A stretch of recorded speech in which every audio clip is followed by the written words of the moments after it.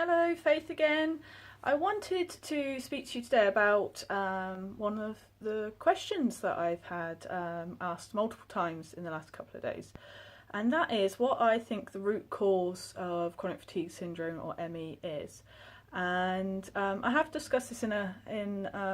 another video I did with somebody else. About a week or two ago, and I will put the link underneath this video so that you can watch that as well, because it's about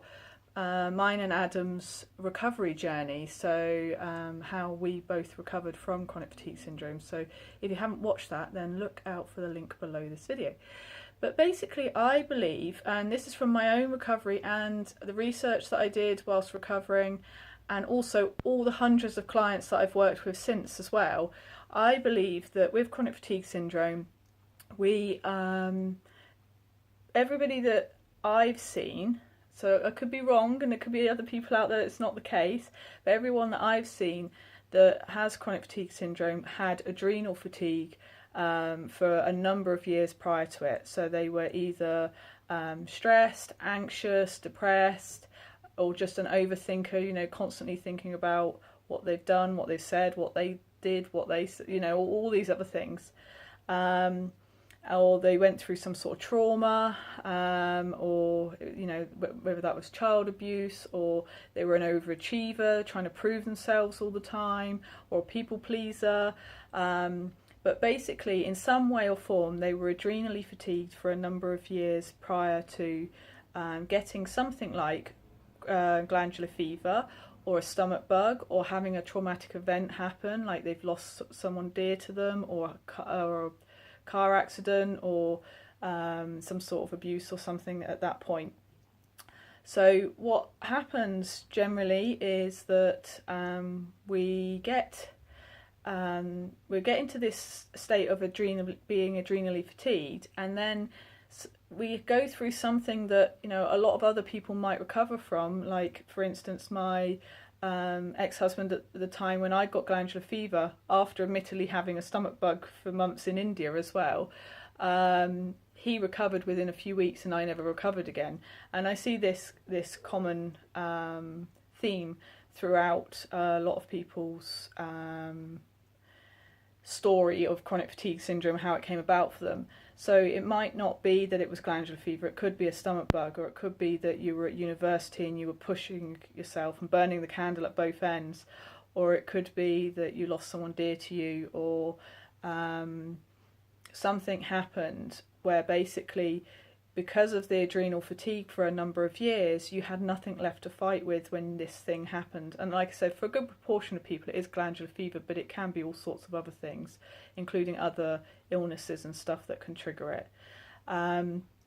But yeah, what happens if you've got nothing left to fight with then, and you never recover, and it just morphs basically into chronic fatigue syndrome. And usually because you haven't got a clue what's going on, it causes quite a lot of additional stress and anxiety, and then you're back and forth to doctors and specialists and nobody can tell you what's happening, and that usually for most people goes on for a year or a year and a half, and then eventually they're diagnosed with chronic fatigue syndrome, and then we're told a lot of the time to go away and it'll sort itself out, or here's a pill for the pain or for the sleep problems or for the digestive problems or whatever is going on with us, and at that point we often get worse. And I know I certainly did, because I thought, oh my god, I don't know if I'm ever going to get well from this. So you see the additional stress and the additional anxiety and additional problems then they make the illness even worse. And what happens is when we're in that adrenal response long term, we're triggering the nervous system, and the nervous system then needs, because it's being triggered all the time, it needs to kind of draw in additional energy and resources from elsewhere, and it starts to shut down partially other systems of the body. And the first one it shuts down is the digestive system, which is why almost everybody with chronic fatigue syndrome ends up with IBS type symptoms, either bloating, constipation, food intolerances, all of those sorts of things. And then because the nervous system is still on high alert all the time, then any little stressor, mentally, physically, emotionally, spiritually, whatever, becomes a real problem for you with chronic fatigue syndrome. So that might be for some people light, other people sound, other people chemicals, supplements, like I say, different foods, all sorts of things, you know, just normal stressors of life. They become a real problem for us. So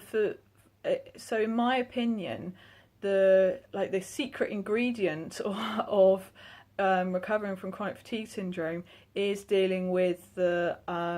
adrenal fatigue, the nervous system response, and that's how, you know, a lot of the processes that help people with chronic fatigue syndrome, like the lightning process, Gumpter, some of the stuff the Optimal Health Clinic do, all these sorts of processes, they are dealing with body stuff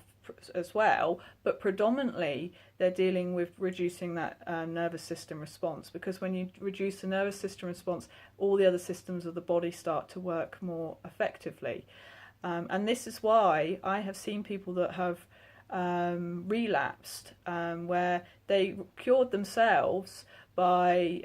changing their diet and pacing and doing all these other things, but they didn't deal with the nervous system response. So then a year, 3 years, 5 years later, something triggers them, like another traumatic event or another illness or something, and they find themselves back to square one because they haven't dealt with the underlying nervous system response. So anything you can do to reduce the nervous system response, anything you can do to reduce the stresses in your life, mentally, physically, spiritually, emotionally, is going to help you to get better, because then the good food you're eating will have an impact, then the sleep you're getting will have an impact, you know, then all the pacing you're doing or whatever it is else you're doing will have an impact, the body brushing, the lymphatic drainage, the Epsom salt baths, whatever it is, they will all have more of an impact if you deal with the nervous system response, the stressors that are underlying.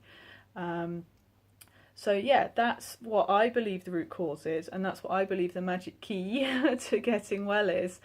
because everything else you do will be much more effective if you deal with your nervous system response, your adrenal response to things. So, you know, that is, like I said, dealing with stressors on a mental level, but also on a physical level, which is why, you know, you can find quite a lot of adrenal diets and things out there where you're not having things like caffeine and alcohol and lots of white carbs and things like that spike the blood sugars that upset the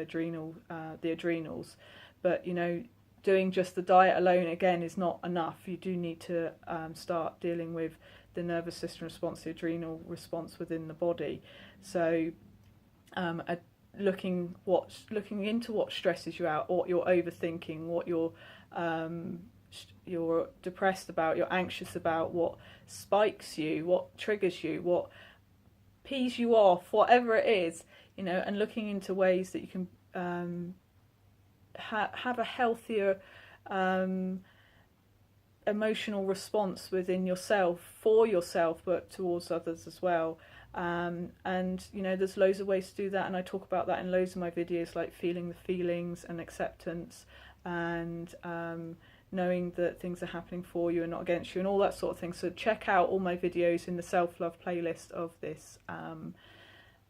YouTube channel. So yeah, I hope that helps some of you, and if you have any questions, feel free to post them below or contact me through my website. And again, don't forget that I do offer a free consultation for anyone that hasn't had one, if you want to talk about how to reduce that nervous system response within you. Thanks for listening. Bye.